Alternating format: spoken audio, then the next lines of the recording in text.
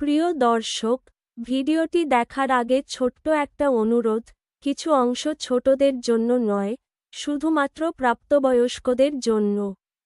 সব কিছুর গল্পই কল্পনার উপর ভিত্তি করে।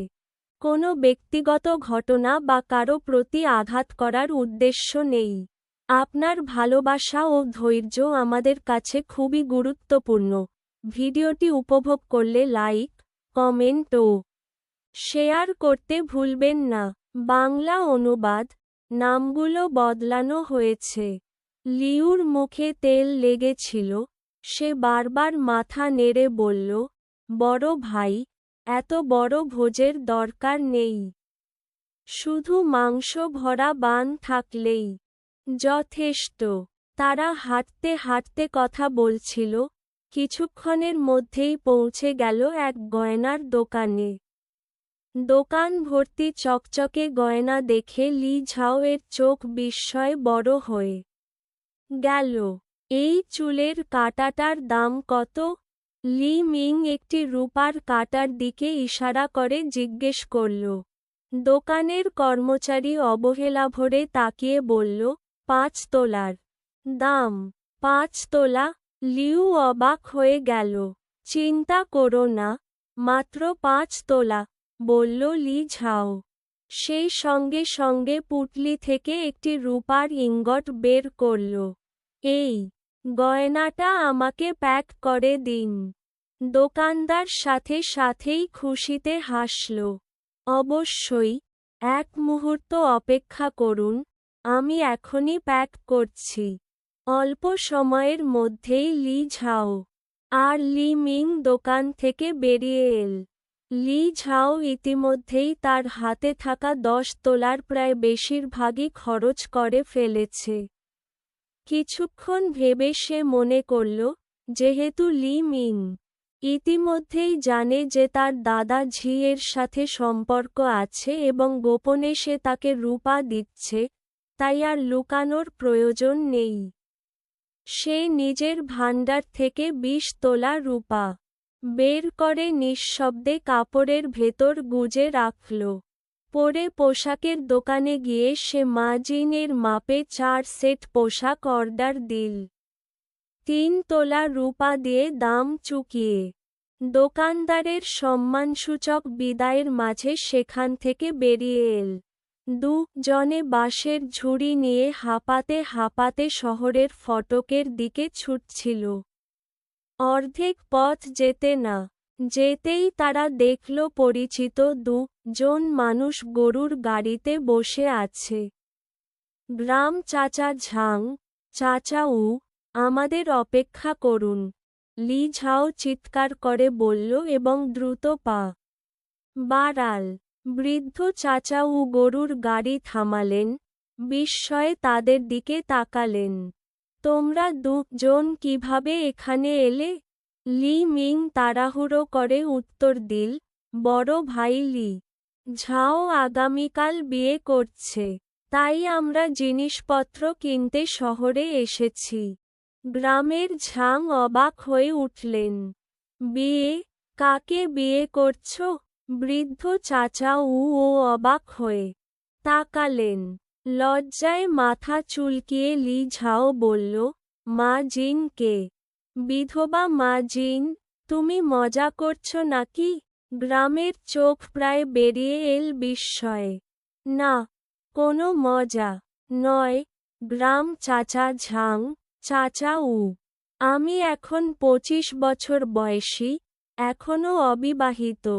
মা জিনকে বিয়ে করাই আমার জন্য সৌভাগ্যের ব্যাপার।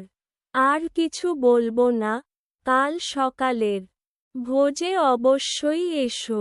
এ কথা বলে লি ঝাও গরুর গাড়িতে শুয়ে চোখ বন্ধ করল। গ্রামের ঝাং আর চাচা উ একে অপরের দিকে তাকালেন, প্রশ্ন করতে চাইছিলেন, কিন্তু শেষ পর্যন্ত চুপ করে গেলেন। লিউ প্রচণ্ড খুশিতে নিজেকে সামলাতে পারছিল না। সে গ্রামের প্রধানকে ধরে টানাটানি করে বলতে লাগল, আমার বড় ভাই লি ঝাও ভীষণ ক্ষমতাবান।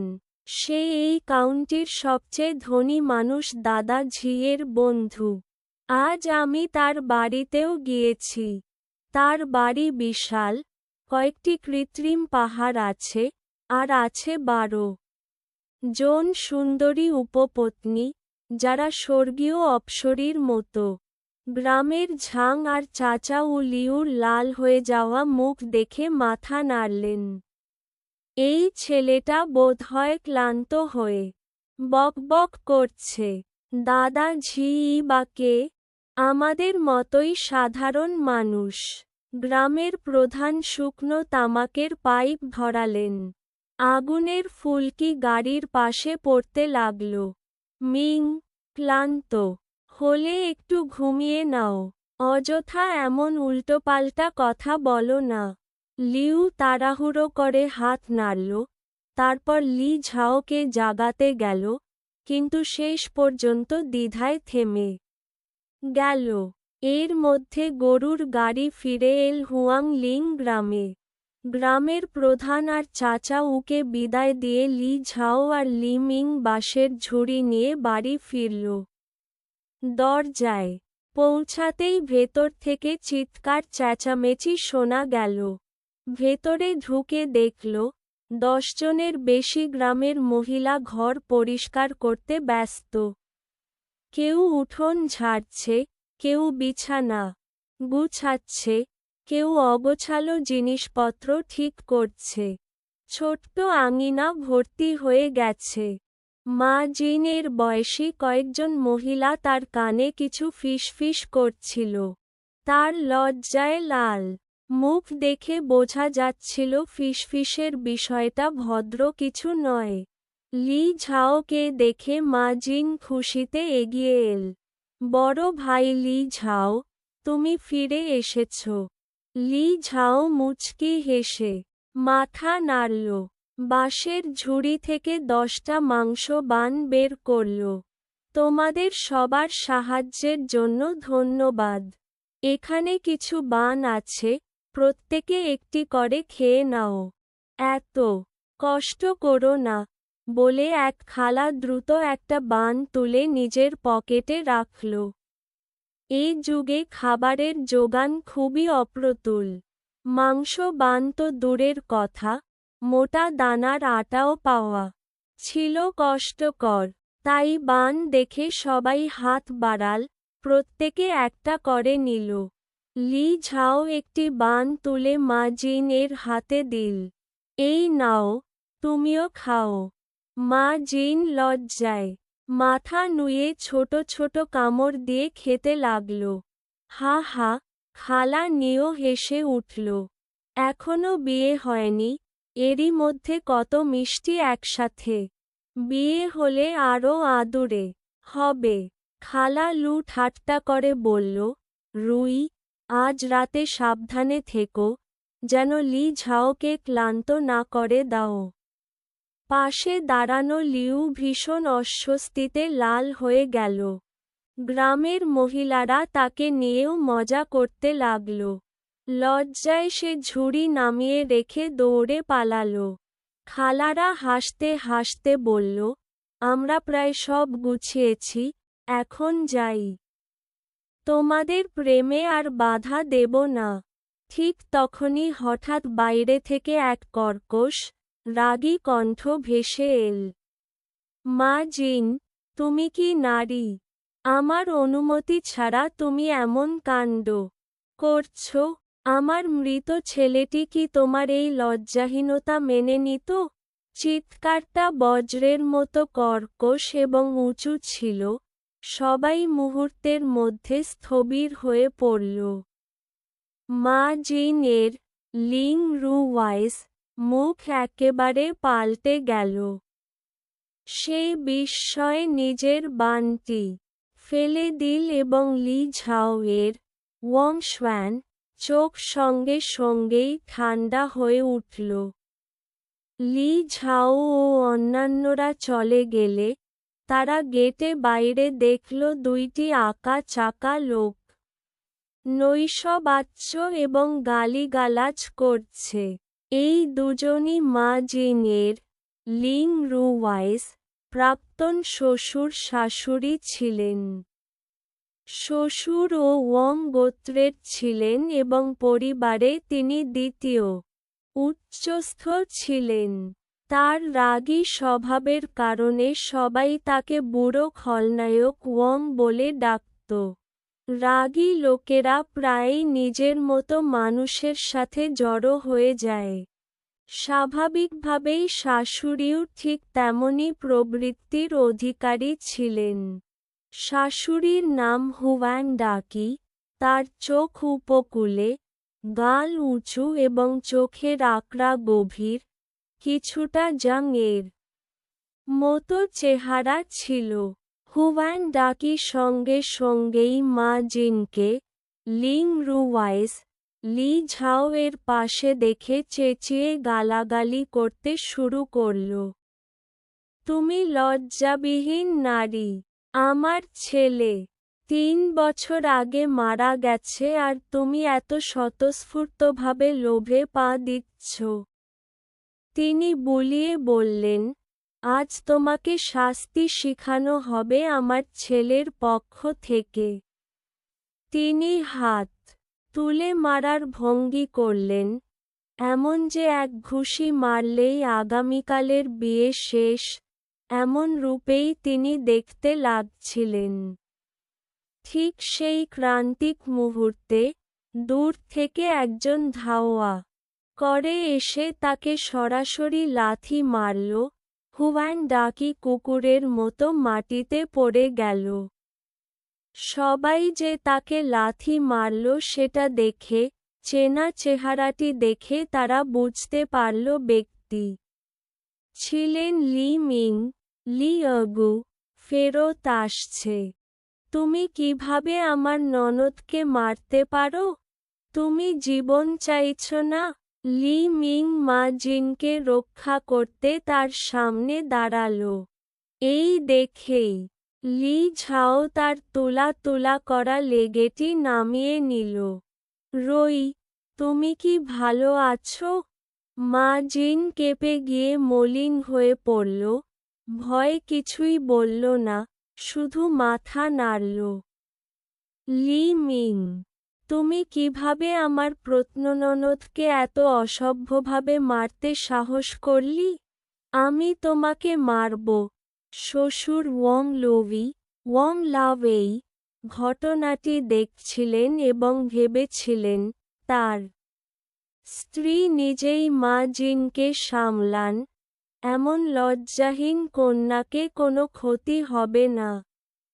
কিন্তু হঠাৎ লি মিং তাকে লাথি মেরে ফেললে তিনি ক্রোধে উগরে উঠলেন। তিনি ঘুষি মেরে লি মিংকে মেরে ফেলতে চাইলেন। লি মিং পাহাড়ের মতো অবস্থা দেখে ঘাবড়ে গিয়েছিল, কিন্তু দ্রুত সরে যাওয়ার বদলে সে ঘুষি নিতে প্রস্তুত হল, আবার পাল্টা জবাব দিতে চাইল। লি মিং, রক্ষা করো না। তুমি কি ভুলে গেছো আমার বড় ভাইকে? যদি তুমি আমাদের বাড়িতে হট্টগোল করো, তাকে অর্ধ মৃত্যু করে দাও। লি মিং পুরো শরীর কাঁপতে লাগল এবং অবশেষে বুঝল আসলে কি ঘটছে। হ্যাঁ, বড় ভাই লি ঝাও হলেন আসলে দাদা ঝি র, মানি লাভ ই, খুবই বিখ্যাত বন্ধু, একজন অত্যন্ত খ্যাতিমান ব্যক্তি এই কাউন্টিতে। এমন পৃষ্ঠপোষকতা থাকলে কে সাহস করে তার বিরুদ্ধে যায়?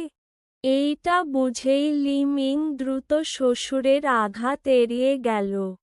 তিনি পাল্টা এক সরল ঘুষি তোলে ওয়ং লাওয়েই দিকে, তারপর এক ধাপ এগিয়ে গিয়ে প্রতিপক্ষের মধ্যে কোনো অমাবস্যার মতো কামড়াল, অর্থাৎ মাঝবর্তীন প্রান্তে কেচে বসাল। সঙ্গে সঙ্গেই ওয়ং লোভি একটি উচ্চ স্বরের শূকর সদৃশ খোঁচা দিল। আহ! ওহে, লি মিং, তুমি ছোট খুনিয়া! ওটা আমার এতই কষ্ট করল, আমি সরকারে গিয়ে তোমাকে রিপোর্ট করব।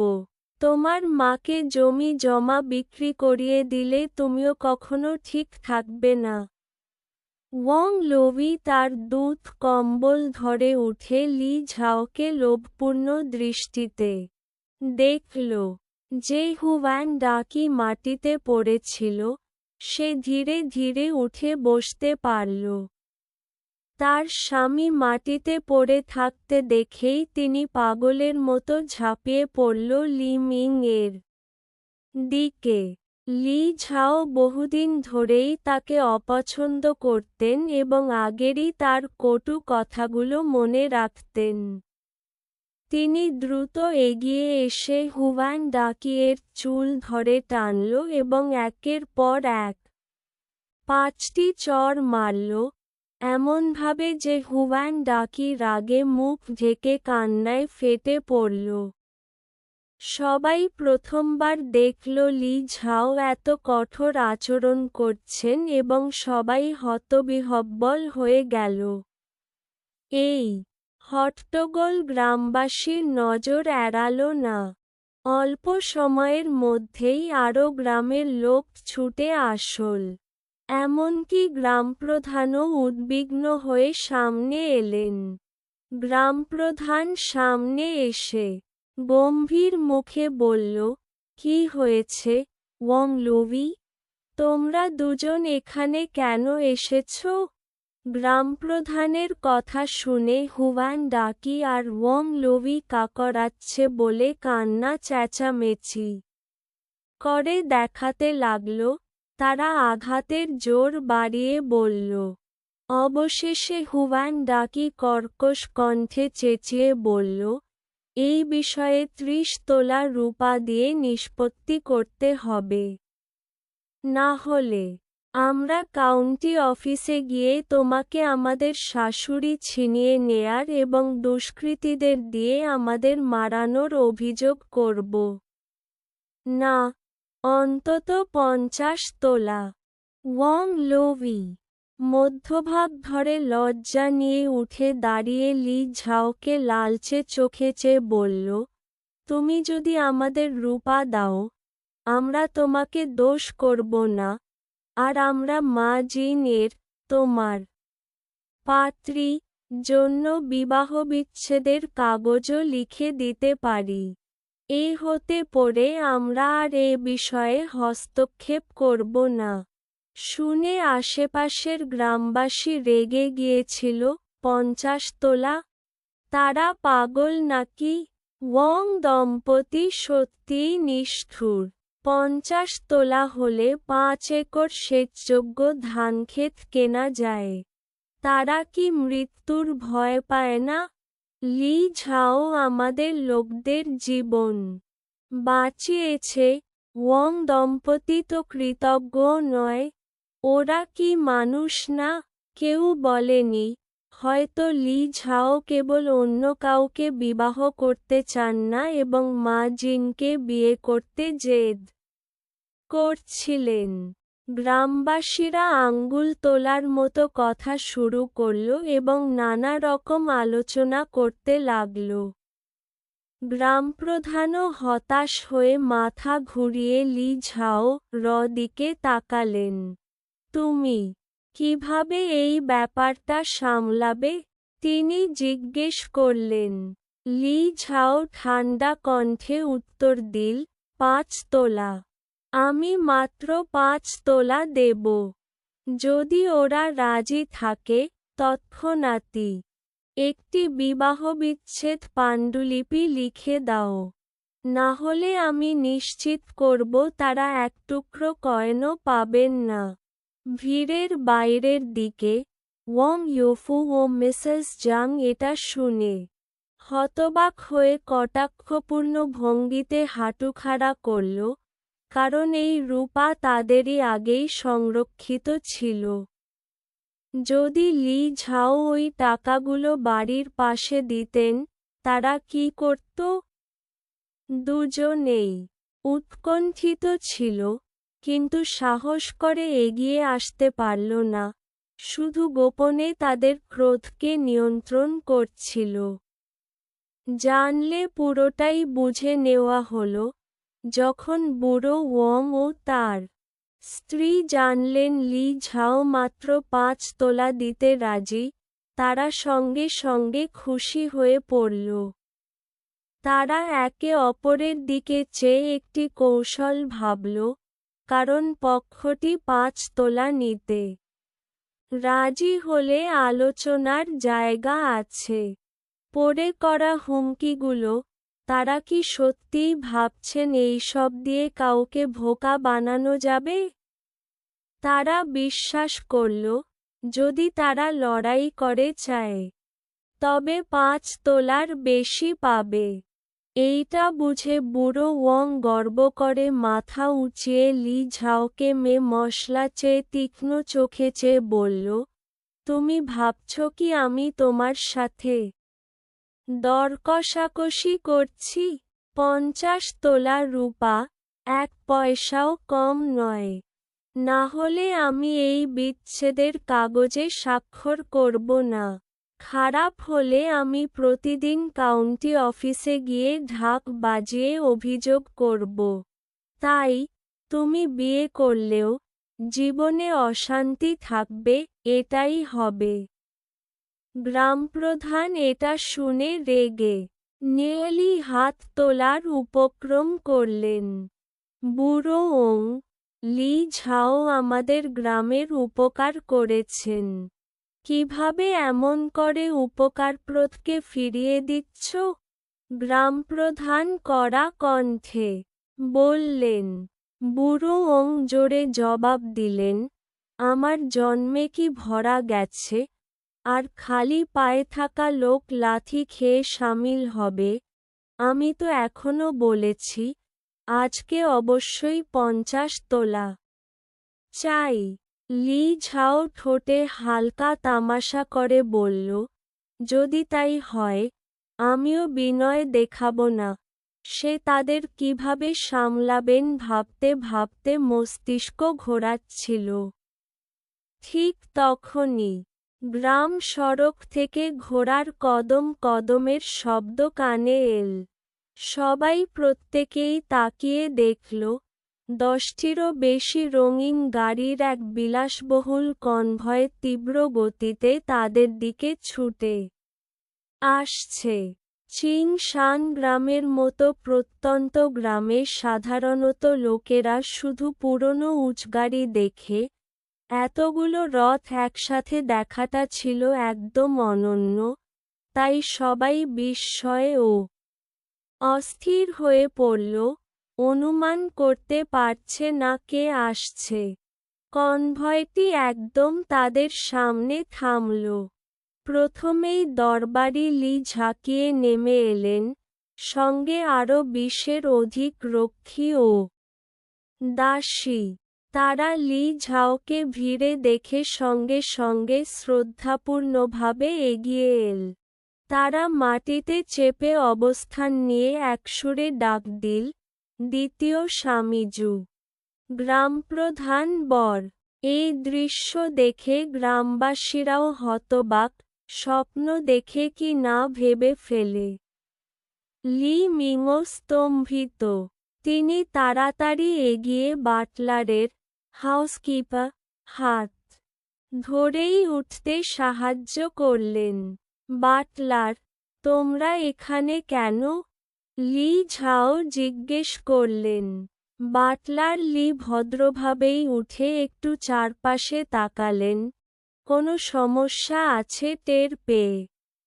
তিনি কণ্ঠস্বর নিচু করে বললেন, দ্বিতীয় স্বামীজু, বাড়ির বুড়ো মাস্টার আদেশ দিয়েছেন আগাম প্রস্তুতি নিতে। লি ঝাও কৌতূহলে চোখ ঝলকিয়ে জিজ্ঞেস করলেন, যদি কেউ আমাদের এখানে সমস্যা সৃষ্টির উদ্দেশ্যে আসে, তখন কি করব? বাটলার লি সামান্য স্থির হয়ে একেবারে গম্ভীরভাবে সাড়া দিলেন, তার চেহারা মুহূর্তেই শিয়র হয়ে গেল। তিনি নম্র কণ্ঠে বললেন, প্রথমে ব্যক্তিকে নির্মমভাবে পেটানো হবে, তারপর তাকে জেলে ঢুকিয়ে ৩ থেকে ৫ মাস আটকাবেন, এটুকুই। ওই এত সোজাভাবে এমন জোরপূর্বক করবেন? স্থানীয় ম্যাজিস্ট্রেটের কাছে কেউ অভিযোগ করলে কিভাবে বাঁচবেন? লি ঝাও সন্দিহান কণ্ঠে জিজ্ঞেস করলেন। বাটলার লি আত্মতুষ্টি ভরে বললেন, দ্বিতীয় স্বামীজু, আমি আপনাকে বলি, আপিং কাউন্টির ম্যাজিস্ট্রেট আমাদের বাড়ির কাছে কুকুরের মতো। বুড়ো মাস্টার একবার বলল শুয়ে পড়ো, সে উঠে দাঁড়াতে পারে না। মাস্টার বলল কামড়াও, সে কামড়াই। বুঝলেন কি বলছি? লি ঝাও বিস্ময়ে মুখ খুলে দিলেন। তাহলে আমার বড় ভাইয়ের ক্ষমতা এতটাই বড়? তিনি ভাবলেন, টাকার জোরে কি না কিছুই সম্ভব করে ফেলা যায়। যদি সত্যি তাই হয়, তবে আর আমার কোনো চিন্তা নেই। এই কথা জানতেই ওং লাউই ও হুয়াং ডিইউ শাশুড়ি ইতিমধ্যেই জমে গিয়ে কেঁপে উঠল। প্রভু, কি ব্যাপার? লি ঝাও কি এমন বড়লোক হয়ে গেল? তারা হতভম্ব হয়ে একে অপরের দিকে তাকাল এবং চুপিসারে পালানোর চেষ্টা করল। কিন্তু তারা কয়েক ধাপও হাঁটতে পারল না। কয়েকজন বাড়ির রক্ষীরা তাদের ঘিরে ধরল। লি ঝাও নির্বিকার গলায় বাটলার লির দিকে ইঙ্গিত করে আদেশ দিলেন, এই ২ মুশকিললাগা লোক আমার বাড়িতে কেলেঙ্কারি করছে, তোমরা তোমাদের মতো করে তাদের মোকাবিলা করো। তবে খুব মারছ না, তারা অবশ্যই বিচ্ছেদের কাগজে স্বাক্ষর করবে। বাটলার লি শুনে বুঝে ফেললেন দ্বিতীয় স্বামীজু একটা বিধবা বিয়ে করতে চলেছেন। এখন মা জিন, লিন রুইউ ও ওয়ং লোভি শ্বশুরকে দেখে তিনি সব ঘটনাই মনের মধ্যে বুঝে ফেললেন। তিনি সম্মানভরে উত্তর দিলেন এবং দৃঢ়তায় তাদের দিকে তাকিয়ে বললেন, তাদের জন্য প্রস্তুত। তাদের এখানে নিয়ে আনা হোক। এই ২জন দুর্বৃত্তকে অর্ধমৃত্যুর মতো পিটিয়ে দাও। কাগজে সই করিয়ে তারপর কাউন্টি অফিসে পাঠিয়ে দাও। লি ঝাও পরিবারের গৃহরক্ষীরা উচ্চস্বরে সাড়া দিলে, তারপর বীর বাঘের মতো আক্রমণ করে ২ জনের ওপর ছুটে পড়ল, অদ্ভুত হাসি মুখে। নোনতার মতো মুষ্টি ঝরল, কখনো কখনো পায়ের গন্ধও মিশে আসছিল। ওরা লি মিং এবং ঝি ইউ মাঠে লুটিয়ে পড়ে কাতর করে আর যন্ত্রণা চেপে চেঁচাতে লাগল। মা জিনের চুল খোলা, মুখে রক্ত মিশে চুলের তালপালা আঠালো। তিনি বঞ্চিতভাবে লি ঝাও এর আর্মব্যান্ডটিকে আঁকড়ে ধরতে চাইলেন। লি ঝাও, সেকেন্ড মাস্টার, আমরা ভুল করেছি। দয়া করে আমাদের ছাড়ো। আমরা এখনই তালাকের কাগজে সই করে দেব। লি মিং কুঁকড়ে বসে বুকে হাতে চাপ দিয়ে কাঁপছিল। তার রিবগুলো এত যন্ত্রণা পাচ্ছিল যে প্রায় অচেতন হয়ে আসছিল। প্রায় নিঃশ্বাসচ্ছিন্ন হয়ে সে অঝরে বলল, আঘাত করা বন্ধ করো। আর মারো না। আমি সই করে দেব, এখনই সই করব। মাস্টার দাদাঝি সবকিছু উপেক্ষা করে সরাসরি দাসীদেরকে কাগজ কলম নিয়ে আসতে বলে দিলেন। লি ঝাও এর পরিস্থিতি স্পষ্ট করে জানার পর তিনি তৎক্ষণাৎই বাক্যগুচ্ছ লিখতে শুরু করলেন, তালাকপত্র তাৎক্ষণিকভাবে রচনা করলেন।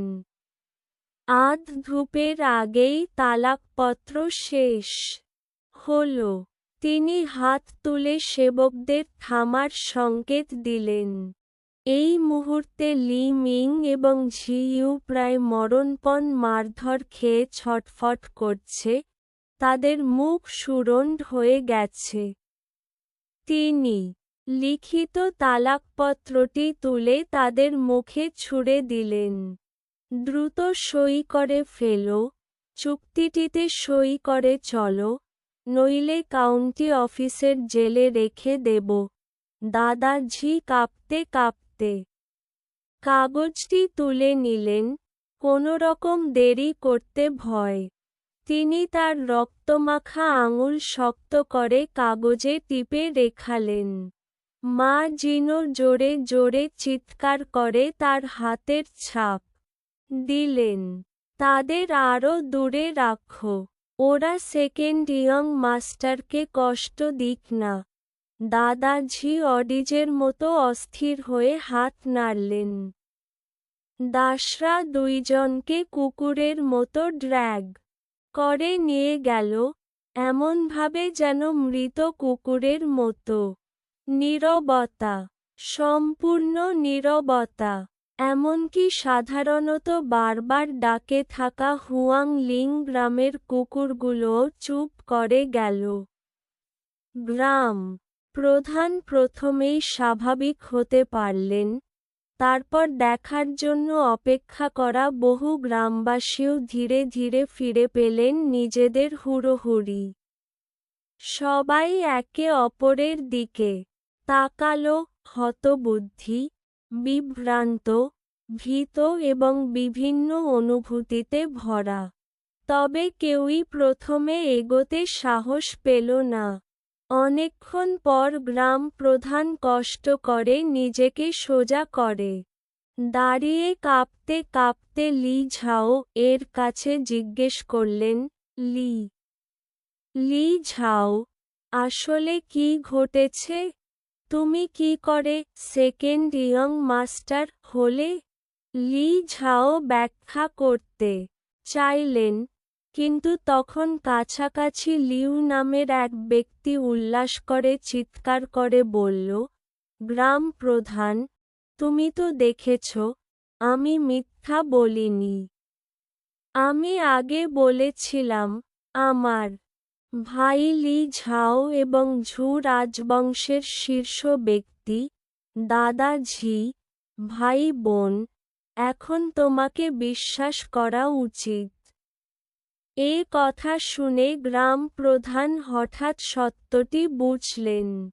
দেখা গেল, যখন তিনি আগে গ্রামে ফিরে এসেছিলেন, তখন লিউ ও উও দুজনই একটি বাছুরগাড়িতে বসে এই সম্পর্কে কথাই বলেছিল। তখন তারা মনে করেছিল অন্যজন হাস্যক্রিয়া করে কিচ্ছু বলছে, গুরুত্ব দেননি। কিন্তু এখন সত্যতা প্রকাশ পেল। আহা, এই যে লি ঝাও কি সৌভাগ্য পেল! আমি তো আগেই বুড়ো, কেন আগে কখনো এমন সৌভাগ্য দেখিনি? গ্রাম প্রধান লি ঝাও এর দিকে জটিল আবেগভরা দৃষ্টিতে দীর্ঘক্ষণ তাকালেন। ঈর্ষা ছাড়া সেখানে আরও কিছুই ছিল। তিনি নিজেকে শান্ত করতে অনেকক্ষণ নিলেন। প্রথমে ভিড় থেকে শ্বাস ফেলার শব্দ আসল, তারপর বিশৃঙ্খলা ছড়াল। ধান্ধ ও প্রশংসার শব্দ বাতাস ভরিয়ে দিল। ওরে বাবা, ছোটবেলা থেকেই আমি জানতাম লি ঝাও অস্বাভাবিক। দেখো, তার ডানা খোলা পিঠ আর শক্ত দেহ দাঁড়িয়ে আছে, ওর চেহারা যেন পুনর্জন্ম নেওয়া গুয়ান ইউ। মাথায় যে দৃষ্টি ছিল, ওর চোখের সেই চকচকে ভাব আমার হাঁটু কেঁপে ফেলল। প্রকৃতিই বললে, এক নোবেল লোকের সঞ্চার। এই যে লিং হাং কতটা ভাগ্যবান, শেষে কেউ বলল। তার উদ্দেশ্যে বলতে হলে সে সবচেয়ে ভাগ্যবান। দেখো ওর গঠন, ওর চেহারা, উইলো পাতার ভ্রু, এপ্রিকট বীজের মতো চোখ, চেরি ছোট মুখ। সবাই এভাবে উল্লাস করল। লি ঝাও ও লিং হাং এর সৌভাগ্যের কথা নিয়ে আর আলোচনা ছড়াল। হুয়াং লিং গ্রামের প্রতিটি গলি প্রান্তে। যখন সে লি ঝাও এর পাশে দাঁড়ায়, তারা যেন স্বর্গে রচিত এক নিখুঁত জুটির মতো লাগে। গ্রামবাসীর প্রশংসা উচ্ছ্বাসে ঝরে পড়ল, যেন তারা সামাজিক চড়াই আরোহণ করার সুযোগটা মিস করতে ভয় পাচ্ছে। লিং হাং লি ঝাও এর পিছনে লুকিয়ে গেল, তার কানের রং লাল হয়ে গেল, যেন রক্ত পড়তে পারে। লি ঝাও ও গ্রামবাসীর উৎসাহ দেখে একটু বোঝা খেয়ে গেল। গ্রাম প্রধান গলা পরিষ্কার করে সবাইকে শান্ত করতে হাত নাড়ালেন এবং বললেন, এত উচ্চস্বরে কথা কও না। আগে বাহির আঙিনা পরিষ্কার করো। আনন্দের অনুষ্ঠানের জন্য কিছু উৎসব সজ্জা যোগ করো। তিনি কথাটি শেষ করতেই ভিড় আচমকা সক্রিয় হয়ে উঠল, সবাই ছুটে আঙিনায় ঢুকে পড়ল। আমি জল তুলব, পাত্র ভরব, আমি টেবিল মুছব, আমি গতকাল নতুন কাপড় কিনে এনেছি, খুব পরিষ্কার, আমি কাঠ কেটে চুলোঘর ভরব। গ্রামবাসীরা উৎসাহ ভরে কাজ করা শুরু করল। এটা দেখে দাদা ঝি অবাক চেয়ে দেখলেন। তারপর তিনি হাত নাড়িয়ে দাসদের চেঁচিয়ে আদেশ দিলেন যাতে গাড়ি থেকে নানা সরবরাহ নামিয়ে সেটআপ শুরু করা হয়। ভিড়ের বাইরে, লি মিং ও মা জিং এই দৃশ্যটি দেখছিলেন, তাদের চোখ ঈর্ষায় লাল হয়ে উঠল। গ্রামবাসীরা লি ঝাও এর পরিবারের কাজে ছুটছে, কৃতজ্ঞতা আদায় করার চেষ্টা করছে। এ দেখে মা জিন একটু লোলুপ আর উৎসাহিত বোধ করলেন। মাস্টার, আমরা কি ওদের সাহায্য করতে গিয়ে ভালো ইমপ্রেশন দেখাবো না? লি মিং তীব্র চেয়ে বলল। লি মিং মা জিনকে তীব্র চোখ কুড়ালেন। আমরা তো তার প্রকৃত বাবা মা, আমাদের কি এটা করতে হবে? কিন্তু আমরা তো তার সাথে সম্পর্ক ছেড়ে ফেলিনি কি? মা জিন রাগাত্মকভাবে কটাক্ষ করল। লজ্জা ও বিরক্তি মিশে। পুরনো কথা তুলে না নিয়ে যাও। সম্পর্ক না থাকলে কি, আমরা তো এখনো তার পিতামাতা। বাড়ি চলে গিয়ে ভালোভাবে ভাবো, তারপর সিদ্ধান্ত নাও। দুজনেই বারবার ফিরে ফিরে তাকিয়ে গেল, চোখে ক্ষুব্ধতা আর কুৎসালনা ভরা।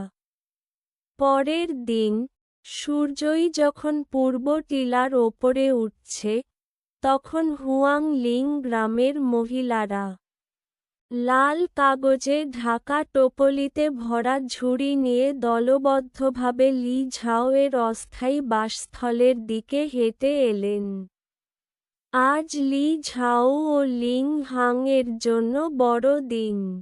কাল গ্রামে গুঞ্জন ছড়িয়েছিল যে তাদের বাড়ির সামনে তারা ডজনেরও বেশি ভোজের টেবিল সাজিয়েছে, এবং যে কেউ গেলে বসে খেতে পারবে। সোনালি খরা বর্ষ, সবার ক্ষুধা কাঁপছে। প্রকৃতপক্ষে কেউই সেরা ভোজ হারাতে চায় না। তাই বৃদ্ধ যুবক সবাই ফুল আকারে বেরিয়ে এসে লি ঝাও এর বাড়ির দুয়ারে জমে গেল, উদযাপনে অংশ নিতে। গ্রামবাসীরা যখন পৌঁছল, তারা দেখে দোয়ারা প্রদীপ দিয়ে সাজানো এবং বড় লাল, দ্বিগুণ সুখ লেখা লাগানো। গেটের সামনে ডজনেরও বেশি গোল টেবিল সুসজ্জিতভাবে সাজানো ছিল, এবং ঐহত দাস দাসীরা ব্যস্তভাবে তাদের মধ্যে চলাফেরা করছিল। গ্রামবাসীরা জমে দাঁড়িয়ে ঈর্ষায় তাকিয়ে একে অপরকে অভিবাদন জানালেন। বৌদি, তোমাদের সব পরিবার কি এখানে? অবশ্যই, নাকি? লি ঝাও এর বিয়ে গ্রামটির সবচেয়ে বড় অনুষ্ঠান, এমন ভাণ্ডার আমি আজ পর্যন্ত দেখিনি। হঠাৎই বাইরের পথ থেকে গাড়ির গর্জন শোনা গেল। কয়েকটি গাড়ি দ্রুত গ্রাম পেরিয়ে এল, তাদের চাকার নিচে জমি কাঁপতে লাগল। কনভয় লি ঝাও এর বাড়ির সামনে থামল। প্রথমে নামলেন প্রায় ৬০ বছরের এক প্রৌঢ় লোক, চওড়া কাঁধ, শক্ত দেহ, উজ্জ্বল চেহারা। তিনি নামার সাথে সাথে জোরে ডাক দিলেন, সেকেন্ড ভাই, আমার জামাই কোথায়? ওর চেহারা দেখতে দাও। তার সঙ্গে ছিল ১০টিরও বেশি সুন্দরী নারী, সকলেই রুচিশীল ও মোহময়, গ্রামের পুরুষদের দৃষ্টিতে প্রশংসায় ভরিয়ে দিল। দাদা ঝি ও তার দাস দাসীরা তাড়াহুড়া করে সেজদা করে নম্র সম্ভাষণ জানাল, প্রভু ও প্রভাতীকে শ্রদ্ধা। ঝু রাজবংশ অমনোযোগে হাত নাড়লেন, অবশ্যই আনুষ্ঠানিকতার দরকার নেই। তোমরা তোমাদের কাজ চালিয়ে যাও, আমাদের কষ্ট করে যান দরকার নেই। বাইরের কলকল শব্দ শুনে লি ঝাও দ্রুত লিং হাংকে টেনে নিয়ে বাইরে গিয়ে তাদের স্বাগত জানাল। ভাই বরু, পিসিবুবা, এত তাড়াতাড়ি আসলা কেন? ঝু রাজবংশ জোরে হেসে হাত নাড়িয়ে বললেন, তাড়াতাড়ি না, ঠিক সময়টা হয়েছে, বেরিয়ে একটু স্বস্তি নেওয়ার। তিনি পাশে দাঁড়িয়ে থাকা লিং হাংকে দেখে চোখ ঝলস করল। এটা কি আমার জামাই? হাস্য, তুমি সত্যিই সুন্দর। হাও কম্বলে আমার সেকেন্ড ভাই কেন এরকম মুগ্ধ হয়ে গেল? লিং হাং লজ্জায় রক্ত লেগে দ্রুত হাঁটু গেড়ে নমস্কার করল। লিং হাং সালাম জানায় ভাইবরুকে ও সকল পিসিবুবাদের। ঝু রাজবংশ মৃদু হাসি দিয়ে মাথা নাড়লেন, আর ১২ জন সুন্দরেরাও হাসি মুখে তাদের অভিবাদন ফিরিয়ে দিল। লি ঝাও আগন্তুকদের নিজের বাড়িতে নিয়ে গেলেন। সেই সামান্য কটেজ আকৃতির আঙিনা দেখেই ঝু রাজবংশ কোনোভাবে কপাল ভাঁজ করলেন। সেকেন্ড ভাই, তোমার আঙিনা খুবই ছোট, ঘরও যথেষ্ট নয়। ভবিষ্যতে যদি তোমার আরও বিয়ে হয়, তাহলে তাদের কোথায় রাখবে? লি ঝাও হেসে উত্তর দিল, এ তো কেবল অস্থায়ী ব্যবস্থাই। আমি এটা আগে থেকেই ভেবে রেখেছি। যখন যথেষ্ট টাকা উপার্জন করব, গ্রামে নীল ইট ও টাইল দিয়ে নতুন বাড়ি বানাব। সেখানে ভিড় হবে না। ঠিক তখনই দাদা ঝিয়ের চোখ চওড়া হয়ে গেল। ভবিষ্যতের জন্য অপেক্ষা করো, এটা নিয়ে চিন্তা করার কিছু নেই। তুমি বিয়ে করলেই আমি কাউকে ব্যবস্থা করতে বলবো। আমি প্রতিশ্রুতি দিচ্ছি, তোমার জন্য একটা প্রশস্ত, আনন্দদায়ক বড় বাড়ি বানিয়ে দেব, যাতে তুমি খুশি থাকবে। তখনই তারা দরজার বাইরে থেকে একটা কণ্ঠ শোনা পেল। অ্যাম্পিং কাউন্টির ম্যাজিস্ট্রেট এসে পৌঁছেছেন। সেকেন্ড মাস্টার লি ঝাওকে বিয়ের শুভেচ্ছা ও দ্রুত শান্ত ও সুখী জীবন কামনা। এখানে একটি উপহার, এক জোড়া জেড ও সৌভাগ্যের খাঁটি। কথা শেষ হওয়ার আগেই একটি রথ উঠোনের সামনে থামল। একটি মোটা মেদিয়া মধ্যবয়স্ক লোক ভিতরে হুকে বাইরে নামলেন, গভীর অভিনন্দন করে মাথা নুড়ে সামনের দিকে কুকুরের মতো নমিয়ে সালাম করলেন।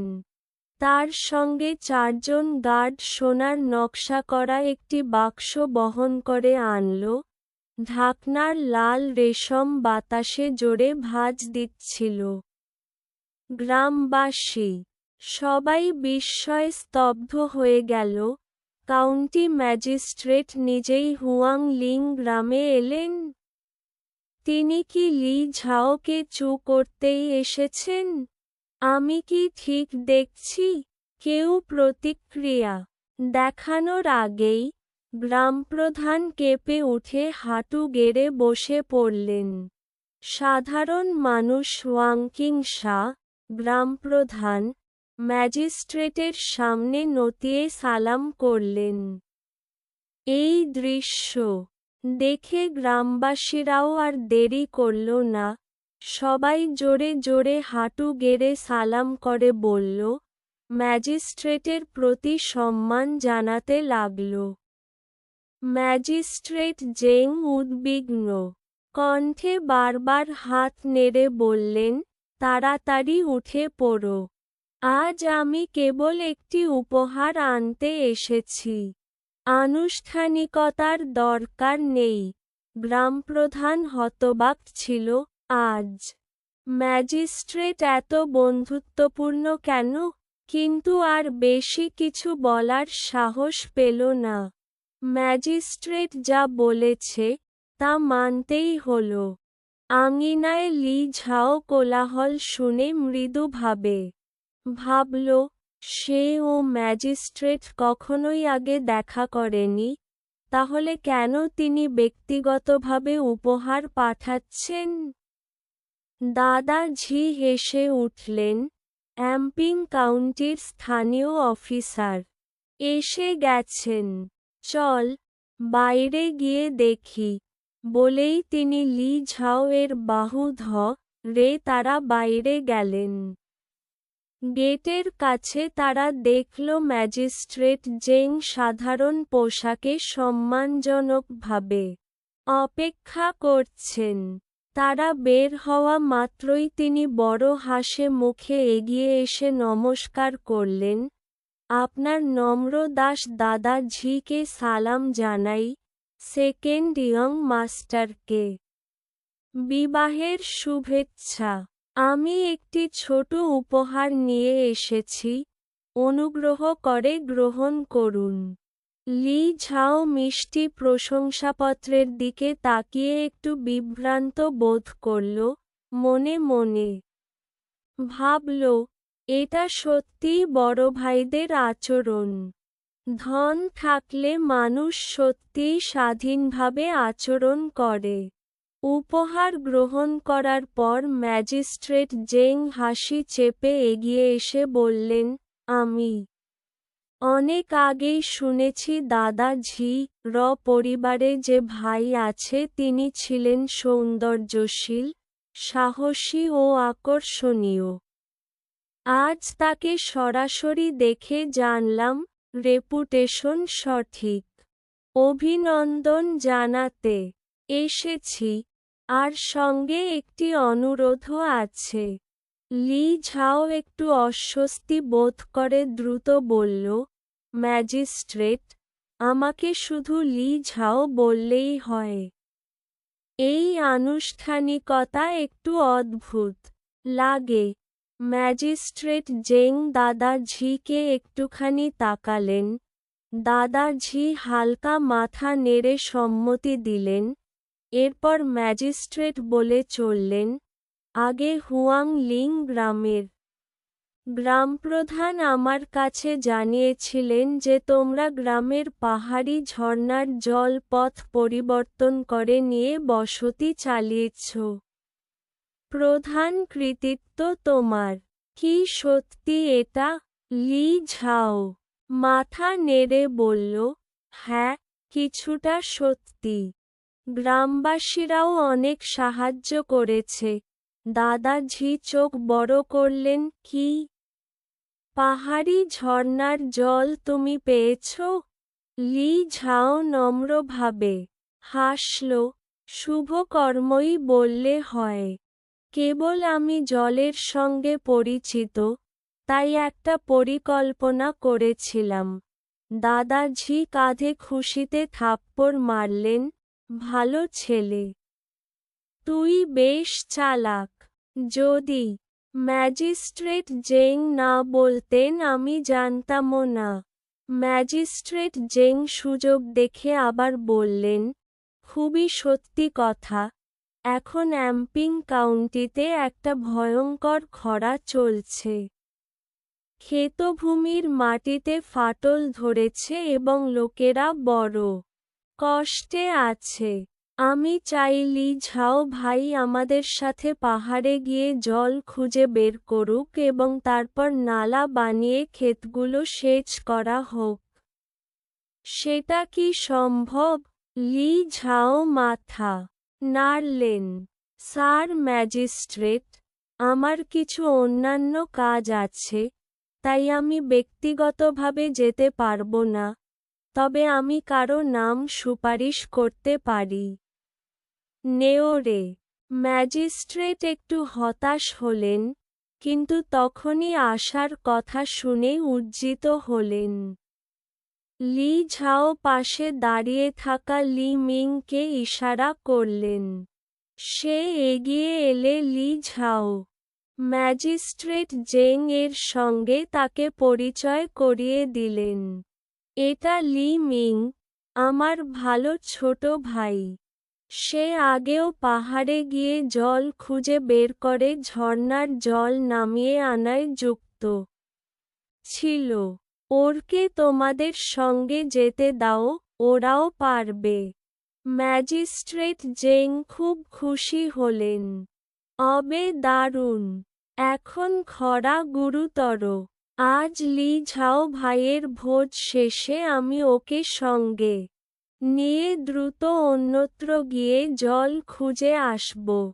লি মিং তাদের কথাবার্তা শুনে রোমাঞ্চিত হয়ে কাঁপতে লাগল।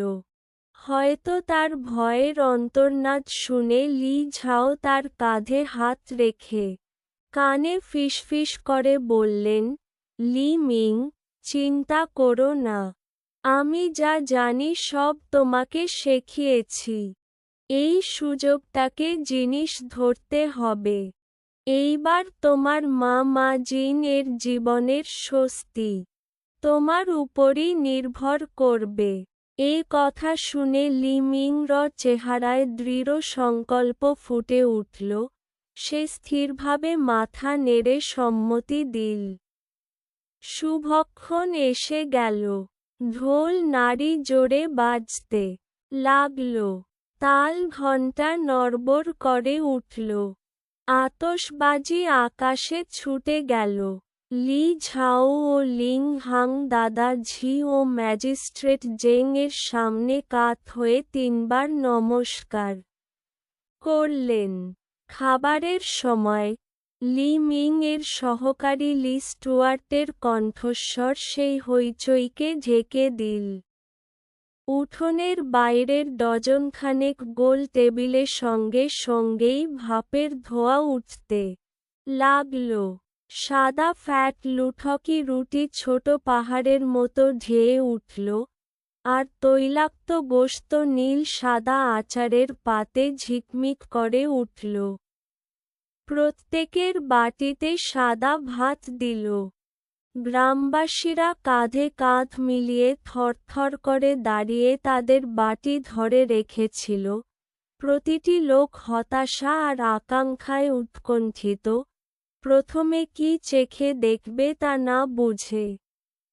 3 রাউন্ড পানীয় শেষ হলে দাদাঝি এতটাই মাতাল হয়ে পড়লেন যে তাকে উঠিয়ে নিয়ে যেতে 2 জন করে 12 জন সুন্দর দাসীকে সমর্থন করতে হল, আর কনভয়টি পাহাড়ের ওপারে ফিরে গিয়ে অদৃশ্য হয়ে গেল।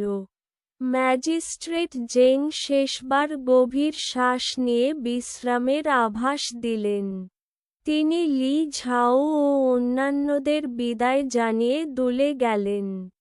লি মিং এর মা জিন তার বস্তা হাতে নেন, এগিয়ে এসে ছেলেটার হাতে কাপড় ও শুকনো খাবার সেঁটে দিলেন। চোখে পানি জমলেও কণ্ঠ কর্কশ ও দৃঢ় ছিল। লি মিং, তুমি বাইরে গেলে খাটাতেই হবে, অলস হওয়া যাবে না, আর লি ঝাওকে লজ্জা দিতে পারবে না। লি মিং গম্ভীরভাবে মাথা নেড়ে সম্মতি দিল, তারপর লি ঝাও এর দিকে ফিরে তাকালো। তার গলায় কিঞ্জল সদৃশ কাঁপন লক্ষ্য করা গেল। লি ঝাও ভাই, আমি যাচ্ছি। আমি তোমাকে লজ্জা না দেখাবো, শীঘ্রই ফিরে আসব। কথা শেষ করার আগেই সে ঘুরে রথে চড়ে অদৃশ্য হয়ে গেল। হুয়াং লিং গ্রামের গ্রামবাসীরা তাদের খাবার ও পানীয় শেষ করল। কেউ কেউ হালকাভাবে উঠে টেবিল থেকে অবশিষ্ট খাবার মুঠো করে সাবধানে বাটি পাত্রে রেখে বাড়ি নিয়ে গেলেন পরের দিনের খাবারের জন্য। এক দূরের কোণে লিহি অবশিষ্ট খাবার পরিষ্কার হতে দেখছিল। হঠাৎ তার হাতে থাকা বন্য শাকের প্যানকেকের স্বাদ যেন অচেনা হয়ে গেল। বাবা, মা, সবই তোমাদের দোষ। যদি তোমরা তখন এত জোর না দিত, সেকেন্ড ভাই হয়তো আমাদের সাথে সম্পর্ক ছিন্ন করত না। আজ দেখো ও কত উন্নত অবস্থায় আছে। এমনকি কাউন্টি ম্যাজিস্ট্রেট নিজে এসে তাকে শুভেচ্ছা জানালো। মাসার সম্মতিতে মাথা নাড়ল। আমি শুনেছি সেকেন্ড ভাইয়ের স্বামীর ভাই ঝু রাজবংশের সবচেয়ে ধনী মানুষ, ঘরে 150-র বেশি দাস আছে। আমাদের সেকেন্ড ভাই সত্যিই এখন সমৃদ্ধ।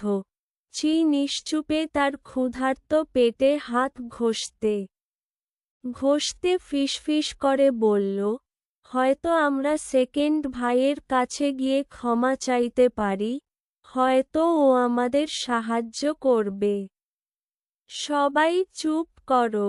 লি ঝাওয়ের বাবা লি ইউফু হঠাৎ কর্কশ গলায় চিৎকার করে উঠলেন। শক্ত বুনো শাকের প্যানকেক দাঁত দিয়ে ছিঁড়ে খেতে খেতে ক্ষিপ্ত কণ্ঠে বললেন, আমি তার বাবা। কেন আমি আগে মাথা নত করব? যদি কেউ ক্ষমা চাইতে হয়, তবে সেটা ওরই করা উচিত। মা জিন আর বাকিরা নিশ্চুপ রইল। কারো কোনো প্রতিক্রিয়া না দেখে লি ইউফু মা জিনের দিকে ফিরলেন। তুমি পড়ে গিয়ে লি ঝাওয়ের সঙ্গে দেখা করবে আর দেখে আসবে ও কি ভাবছে।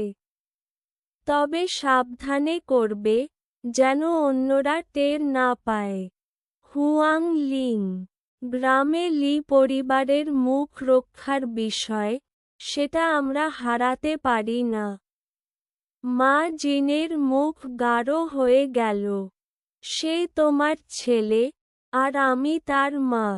আমি যদি গিয়ে তার সাথে দেখা করি, তবে কি সেটা ভিক্ষা চাওয়ার মতো হবে না? আমি কিভাবে মুখ দেখাবো? তুমি একজন নারী, তোমার মুখ রাখার দরকার কি? লি ইউফু তীক্ষ্ণ আঙুল তুলে মা জিনের কপালে দেখালেন। তুমি কি প্রতিদিন শুকনো ভাত খেতে চাও? নাকি ঝোলানো মাংস আর বড় সাদা লুঠকি রুটি উপভোগ করতে চাও না?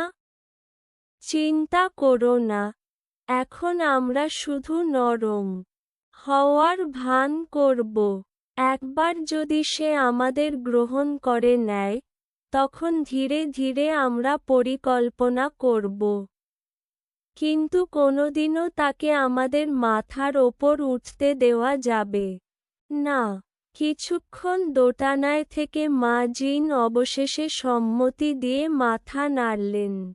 এদিকে লি ঝাও লি মিংকে বিদায় দিয়ে মা জিনের সঙ্গে কয়েকটি কথা বলে বাড়ি ফেরার পথে হাঁটছিল। কিছুদূর যেতেই কেউ তাকে থামালো। মা জিন ছিল সে, তার মুখে জোর করে হাসি, কথায় ভান করা মিষ্টতা। লি ঝাও ভাই, আজ তোমার বিয়ের বড় দিন। আমরা সবাই ঘরে বসে অপেক্ষা করছিলাম তুমি এসে আমাদের ডেকে নিয়ে যাবে, কিন্তু তুমি তো এলে না। তোমার বাবা চিন্তিত, তাই আমি খোঁজ নিতে এলাম।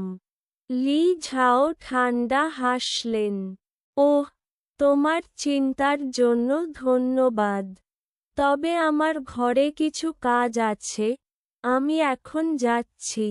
এ কথা বলে তিনি হাঁটতে শুরু করলেন। মা জিন দ্রুত এগিয়ে এসে নিচু স্বরে বললেন, লি ঝাও ভাই, এটা সত্যি যে আমাদের বাবা মা আগে ভুল করেছিলেন। কিন্তু তুমি জানো আমাদের দিনগুলো কতটা কষ্টে যায়। তোমার বড় ভাই লি মিং এর পড়াশোনা চালানোর জন্য আমরা কত কষ্ট করেছি। আমাদের আর কোনো উপায় ছিল না। যখনই তোমাকে বাইরে খেটে খেতে দেখি, আমার মন ভেঙে যায়। আমি কেঁদে ফেলি। সে চোখের পানি মুছার ভান করল, যদিও এক ফোঁটা জলও বেরোল না। লি ঝাও ঠান্ডাভাবে তাকিয়ে রইলেন তার অভিনয় দেখে। তার মনে পড়তে লাগল আগের সমস্ত কষ্টের দিনগুলো, যখন অরুণোদয়ের আগেই তাকে ঘর থেকে বেরোতে হতো, একা সমস্ত খেটে খাওয়া কাজ করতে হতো। আর লি পরিবার, ছোট থেকে বড়, সবাই আনন্দে তার কাঁধের ঘাম উপভোগ করত, বিন্দুমাত্র অভিযোগ ছাড়াই। তার বুক কেঁপে উঠল সহানুভূতিতে। যদি কারো এমন বাবা মা থাকে, তবে নিশ্চয়ই সে নিরাশ হয়ে যাবে কিংবা ভেঙে পড়বে। লি ঝাও, তোমার বাবা আমাকে বললেন তোমাকে জানাতে, এবার আমরা নরম হয়েছি। তুমি কি আমাদের ক্ষমা করতে পারো? আবার সম্পর্কটা ফিরিয়ে আনতে পারো? চিন্তা করো না, আমরা আর তোমাকে ক্ষেতখামারে খাটতে বলবো না। তোমার বাবা, তোমার তৃতীয় ভাই, আর আমি মাঠে কাজ করব। তুমি আর লিং হাং ঘরে বসে সুখে জীবন কাটাবে। এভাবে কেমন লাগছে? মা জিন ব্যাকুলভাবে বললেন। তারপর সত্যিকারের আন্তরিকতার ভান করে লি ঝাওয়ের দিকে তাকালেন। তার ধারণা ছিল, তার কথা যথেষ্ট খাঁটি, কারণ রক্তের সম্পর্ক তো সবকিছুর ওপরে। একজন ছেলে কখনো তার বাবা মাকে অস্বীকার করতে পারে না, তাই না? তারা কি অপরিচিত হতে পারে? লি ঝাও তার দিকে কটাক্ষে তাকালেন। এ পরিবার ভেতর থেকে পচে গেছে। আগে তারা তাকে দাস বানাতে চেয়েছিল, আর এখন সে সামান্য সফল হয়েছে বলে তাদের ভরণপোষণের আশায় আঁকড়ে ধরতে চাইছে। কিন্তু লি ঝাও এই আচরণের জন্য প্রস্তুতি ছিলেন।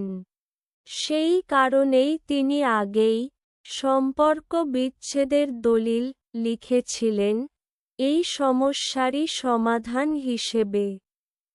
মা জিন, তুমি যখন আমাকে ঘর থেকে তাড়িয়ে দিয়েছিলে তখন কি আজকের দিনের কথা ভেবেছিলে?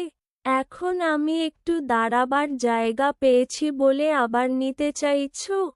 এটা কি সম্ভব? সম্পর্ক বিচ্ছেদের দলিল লেখা হয়েছে। সেটা শেষ। তুমি তোমার পথে যাও, আমি আমার পথে। আবার আমাকে আঁকড়ে ধরার চেষ্টা করো না, দৃঢ়ভাবে বললেন লি ঝাও। মা জিনের মুখ মুহূর্তেই ফ্যাকাশে হয়ে গেল। আড়ালে থেকে সব দেখছিলেন লি ইউফু আর লি হি। আর লুকিয়ে থাকা সম্ভব হল না, তারা দ্রুত বেরিয়ে এলেন। লি হি চিৎকার করে উঠল, লি ঝাও, তুমি এত নিষ্ঠুর কেমন করে হলে? আমরা তোমার আপনজন, তোমার পরিবার। তুমি এতটা নির্মম হতে পারো? মানুষ কি তোমার নামে পিছনে কথা বলবে না? পরিবার। হঠাৎ লি ঝাওর গলা বজ্রের মতো গর্জে উঠল। আশেপাশের হুয়াং লিং গ্রামের মানুষ বিস্ময়ে তাকিয়ে রইল। যখন আমি ক্ষুধার্ত আর কাঁপতে কাঁপতে শীতে কাঁপছিলাম, তখন তোমরা কোথায় ছিলে?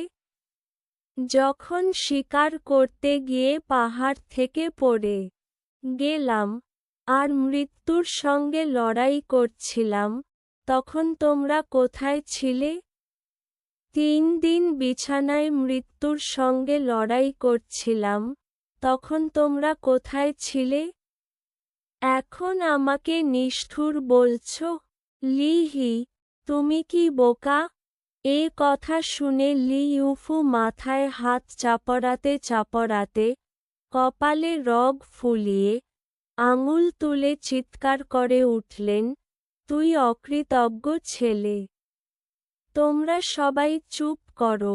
লি ইউফু কটাক্ষ করে বললেন, বেঁকে নেয়া বন্য শাকের প্যানকেক কামড়ে বলে চিৎকার করে উঠলেন, আমি তার বাবা। আমি কেন আগে মাথা নত করব? যদি কোনো কারো ক্ষমা চাইতে হয়, তবে সেটা তার হওয়ার উচিত। লি ঝাওর মা, মা জিন, এবং অন্যরা নীরব থাকল। কেউ কোনো উত্তর না দেবায় লি ইউফু মা জিনের দিকে ফিরল। তুমি পড়ে গিয়ে লি ঝাওকে খুঁজে দেখে আসো, ও কি ভাবছে দেখো। সাবধানে যাবে, যাতে অন্যরা টের না পায়। লি পরিবার হিসেবে আমাদের সম্মান হারানো চলে না। মা জিনের মুখ অন্ধকারে ভরে উঠল। তুমি তো ওর বাবা, আর আমি ওর মা। আমি যদি গিয়ে ওকে দেখতে যাই, সেটা কি ভিক্ষার মতো মনে হবে না? আমি কিভাবে সম্মুখে দাঁড়াবো? তুমি একজন নারী, তোমার লজ্জার কি দরকার? লি ইউফু তীক্ষ্ণ আঙুল তুলে মা জিনের কপালে দেখালেন। তুমি কি প্রতিদিন সাদা ভাত খেতে চাইবে না? ভাজা মাংস আর বড় সাদা লুঠকি থেকে বিরত থাকতে চাও? চিন্তা করো না, এই মুহূর্তে আমরা ভান করে নম্র হব।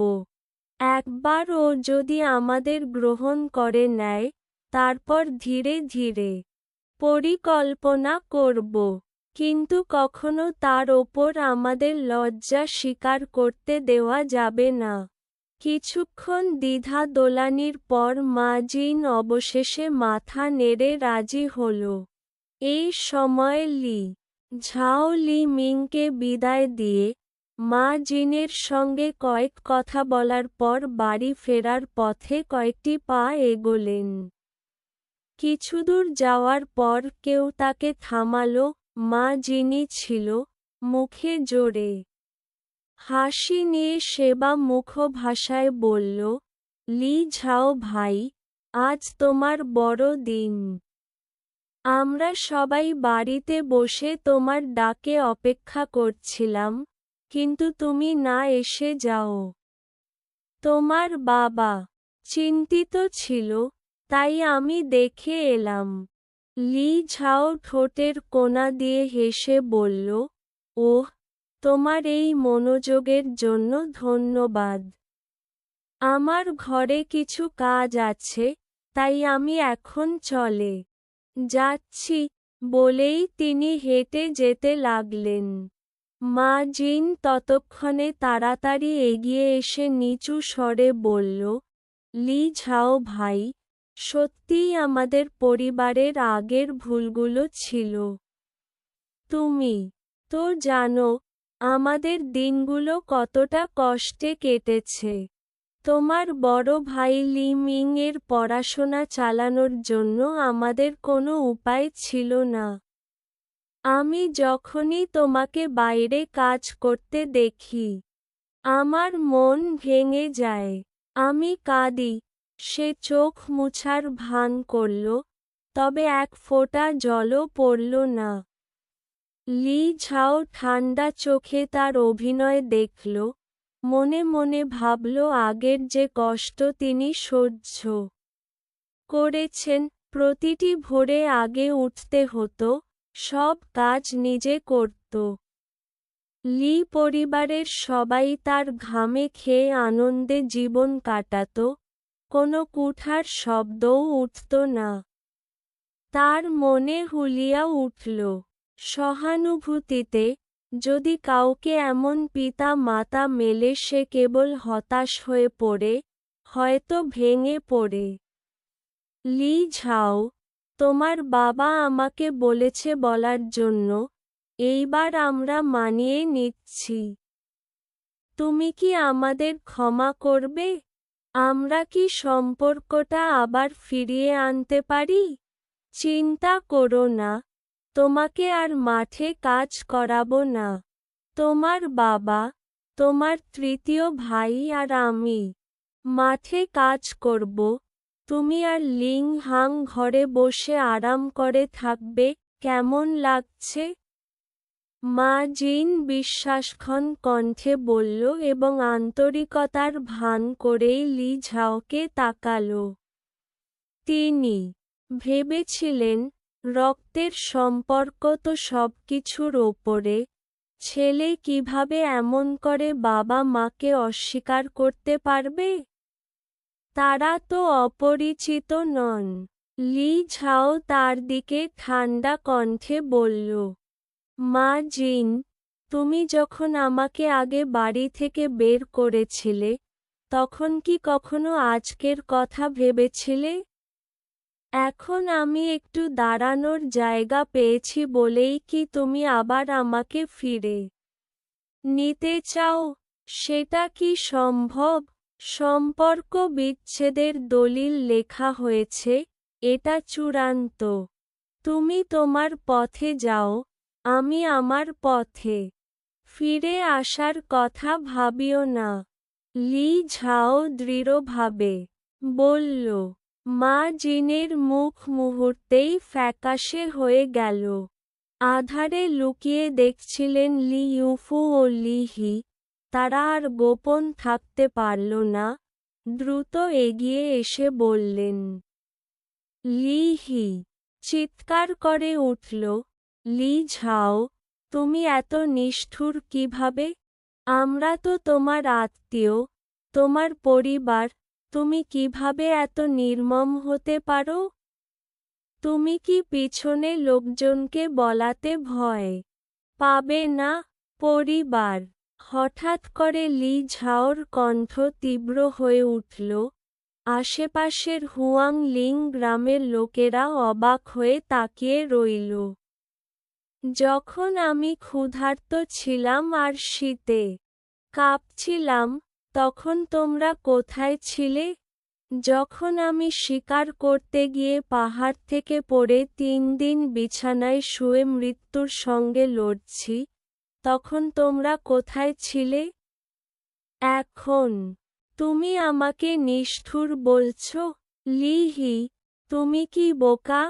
এই কথা শুনে লি ইউফু কপালে হাত রেখে রাগে দিনকাল ছাপানো সুরে আঙুল তেড়ে চিৎকার করে বলল, তুমি অকৃতজ্ঞ ছেলে। মা, ঘুম ভাঙাও এখন, নাস্তা খাওয়ার সময় হয়েছে। লি ঝাও এর ডাক পেলেই লিং হাং লাল বাসনে চোখ আচাবার করে জেগে উঠল। টেবিলে দেখা নাস্তা দেখে সে তৎক্ষণাৎ আদিবাসী মতো উঠে পড়ল। স্বামী, তুমি নিজে কিভাবে রান্না করলি? এই ধরনের কাজ আমাকে করু না দাও। লিং হাং এখনো অস্বস্তি বোধ করছিল, কিন্তু জামা গাঁথতে লাগল। লি ঝাও শয়তানি হাসি দিয়ে তার দিকে ঝুঁকল, তার ছোঁয়া নরম ও মসৃণ। খাঁটি অসাধারণ। লিং হাং একটি নরম স্তব্ধ চেঁচিয়ে ফেলল, তারপর সে সিরিয়াস হয়ে বলল, তুমি আমার স্ত্রী, তোমার জন্য আমি একটা ভোজ রান্না করাটাই আমার জন্য কোন ব্যাপার না। আমাদের বাড়িতে অনেক নিয়ম নেই। দ্রুত খেয়ে ফেলো, আমি পরে পাহাড়ে উঠব। আমরা বিয়ে করেছি, তাই পরিবারের দায়িত্ব আমারই করতে হবে। স্বামীর গম্ভীর মুখ দেখে লিং হাংয়ের চোখ হলুদ লাল হয়ে এলো। সে বুঝল যে সে ভুল মানুষের সঙ্গে বিয়ে করেনি। নাস্তা শেষ করে লি ঝাও তার ধনুক, বাঁশের ঝুড়ি এবং একটি কাঁটাছালো ছুরি নিয়ে বাড়ি থেকে বের হল। সে পূর্ব পার্বত্যের দিকে বেরিয়ে পড়ল। পথে গ্রামবাসীদের সবাইকে সালাম জানিয়ে শীঘ্রই সে পাহাড়ের দিকে পৌঁছাল। গত রাত্রে সে সব কিছু নিয়ে গভীর ভাবনায় পড়েছিল। তার বড় ভাই সাহায্য করতে রাজি ছিল, কিন্তু সে নিজেও স্বাবলম্বী হতে চেয়েছিল। এখন সবচেয়ে জরুরি কাজ ছিল টাকা পয়সা উপার্জন করা। লাল সূর্যফল বিক্রি করাই তার কাছে তরতাজা রূপে রূপিয়েছে সর্বোচ্চ দ্রুত সোনা লাভ করার উপায়। কিন্তু ওই ফল চোখে পড়ার মতো অস্বাভাবিক ছিল। সাধারণ পণ্যের মতো দেখাতে হলে তাকে ভাবতে হবে কিভাবে স্বাভাবিক করা যায়। এক রাতে চিন্তা করে সে শেষ পর্যন্ত পড়ে আগত পদ্ধতি মেনে ঔষধি গুল্মপিল বানানোর উপায় খুঁজে পেল। ভালো মানের গোজি বেরি গুঁড়ো করে অন্য উপকরণ মিশিয়ে পিলের আকারে গড়লেই ভালো প্রভাব আশা করা যায়। তাই সে পাহাড়ে গোপন এক জায়গায় গিয়ে চেপে চেপে পরীক্ষা করতে চাইল।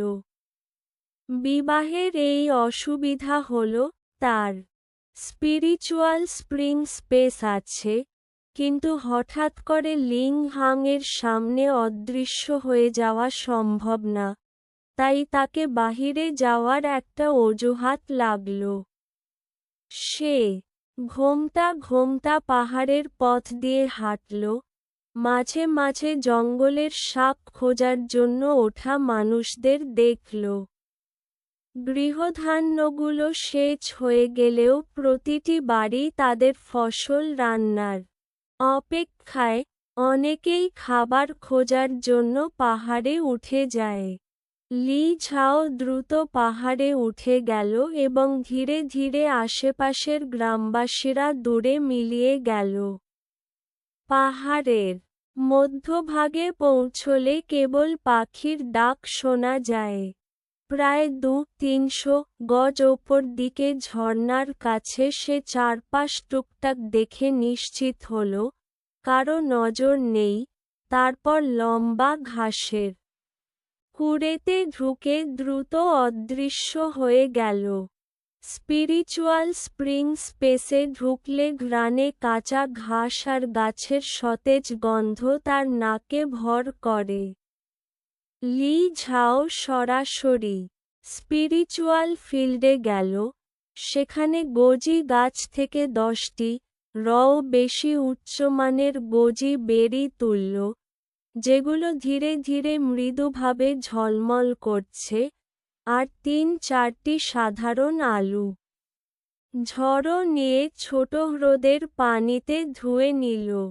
আগেই তার আঙিনার কোণে রাখা পাথরের মিহি টানাতে মিলটি, প্রায় 2 ফুট ব্যাসের এবং 100 জিনেরও বেশি ওজনের, সে নিজের স্পেসে এনে রেখেছিল।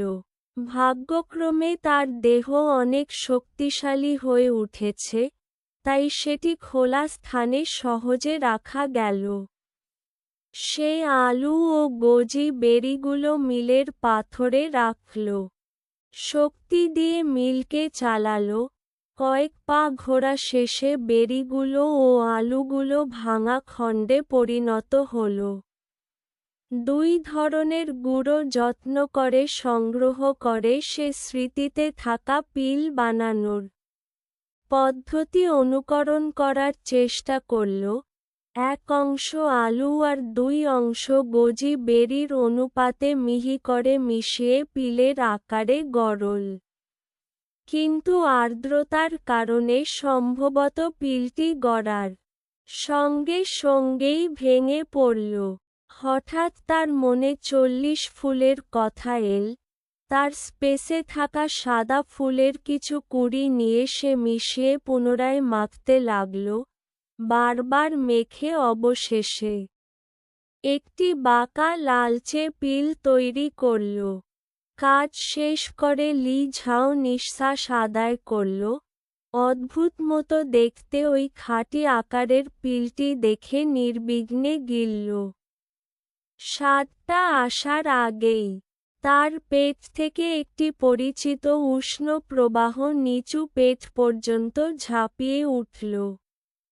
পরের ক্ষণে তিনি বিস্ময়ে চোখ বড় করে দেখলেন, তার নিজের ভাই, যিনি সারা রাতে ক্লান্ত ছিলেন, গর্বে ভর করে তার সামনে উত্থিত।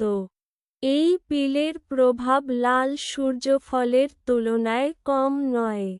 তিনি মাটিতে ভূত করে শুয়ে আকাশের নীল ও মেঘগুলি দেখলেন। তীব্র গরম কমতে কমতে 2 ঘন্টা লেগে গেল। মাটিতে আবর্ত করে খানিকটা ঘাস চিবিয়ে বসে লি ঝাও ভাঁজ করে ভাবল, এটি প্রভাবশালী এবং বেশি স্থায়ী। তাকে পিলের শক্তি কমাতে হবে যাতে বেশি মানুষ ক্রয় করতে উৎসাহ পায়, তাই বিক্রিও বৃদ্ধি পাবে। কিন্তু নিজেকে তিনি দেখে ভাবলেন, নিজেকে কি আগের জীবনের লোভী ব্যবসায়ীর মতো হয়ে ফেলছেন? ভুলে যাক। এখন প্রচুর সিলভার দরকার। ব্যবসায় স্বচ্ছতা না থাকলে কি সমস্যা? এই চিন্তা মনে হলেই লি ঝাও সেগেরা কাজ শুরু করল। তিনি গোজি বেরির পরিমাণ মূল থেকে কমিয়ে রেখে 1/4 নামালেন, আলুর অনুপাতে বাড়িয়ে দিলেন, এবং আবার পরীক্ষা শুরু করলেন। শীঘ্রই তিনি আরেকটি পিল গড়ে তুললেন। MOUTH খুলে সেটি গিললেন। পরিচিত উষ্ণ প্রবাহ ফিরে এলো, কিন্তু এইবার প্রভাব আগের তুলনায় অনেক দুর্বল। প্রায় আধা ঘন্টা পরে প্রভাব পুরোপুরি মিলিয়ে গেল। লি ঝাও অত্যন্ত খুশি হল। টাইমিং ও প্রভাব সাধারণ মানুষের উপযোগী মাত্রায় ঠিকঠাক। তিনি 3 উপাদানের পরিমাণ মুখস্থ করে নিলেন এবং তারপর শক্তি দিয়ে পিলগুলো মাখতে শুরু করলেন। কয়েক ঘন্টার পর কষ্ট করে শেষে তিনি প্রথম ব্যাচ 300রও বেশি পিল সফলভাবে তৈরি করে ফেললেন। বুকোটে গোজি বেরির হালকা সুবাস পেয়ে সে মন্থরভাবে ইনহেল করল। এটাকে কি নাম দেব? লি ঝাও কুচকানো মেনে ভাবল। এটা কি গোজি আলুর পিল বলে ডাকব? না হওয়ার কথা। সে হ্রদের ধারে কুঁচকে বসে হাত ধুয়েছিল, জলেতে নিজের প্রতিচ্ছবি দেখল এবং গভীরভাবে চিন্তা করতে লাগল। হঠাৎ তার আগের জীবনের রাস্তাঘাটের অতিরঞ্জিত বিজ্ঞাপনের স্লোগানগুলো মনে পড়ল। তিনি হাঁটুকে টেপে হাসতে হাসতে বললেন, চলো নামটা রাখি, অদম্য ওষুধি পিল। নামটাই উত্তেজক শোনায় মনে হল, নিশ্চয় বিক্রি হবে। কাঁধ বেঁচে ঘষতে ঘষতে লি ঝাও একটু অনিচ্ছা আর পরিতৃপ্তি মিশিয়ে তার স্পেসটি চোখ বুলিয়ে দেখল। সেই সারাদিন ব্যস্ত থেকেছে এবং স্পিরিচুয়াল স্প্রিং এর পাশে বন্যফুল ফোটার কথা টেরও পায়নি। তার মন ঘুরে বেরিয়ে বাইরের দৃশ্যটা দেখাতে শুরু করল। ঠিক তখনই সে বেরোবার সময় হঠাৎ বাইরে কণ্ঠস্বর শুনতে পেল, এখানে ঝর্ণা রয়েছে এখন। সতর্ক হও। হুয়াং লিং গ্রামের লোকদের বুঝতে দিও না।